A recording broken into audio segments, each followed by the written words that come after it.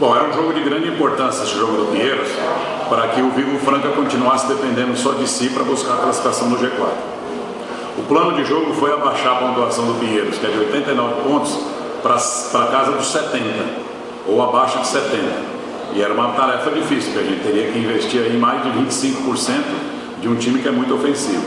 Mas o plano de jogo deu certo, porque a gente conseguiu tirar os jogadores do ritual normal deles, e com isso baixou muito o Joe Smith, baixou muito o Mineiro, baixou muito o Paulinho.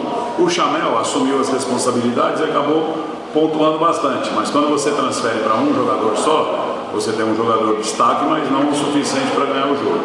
E para nós foi uma vitória fundamental, embora o nosso ataque não tenha feito como poderia ter feito, tirado um melhor proveito, ainda assim a gente conseguiu uma vitória que nos coloca na condição de depender só da gente, restando 2 jogos.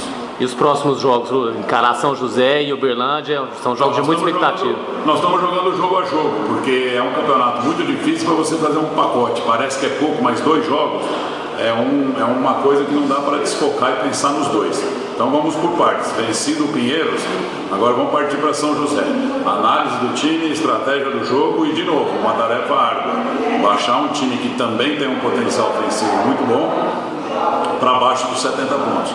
E tentar fazer com que o nosso ataque seja um pouquinho melhor para dar uma folga para a defesa. A defesa contra o Pinheiros funcionou bem, mas é difícil você fazer um time tão ofensivo como o São José abaixar de 70 também.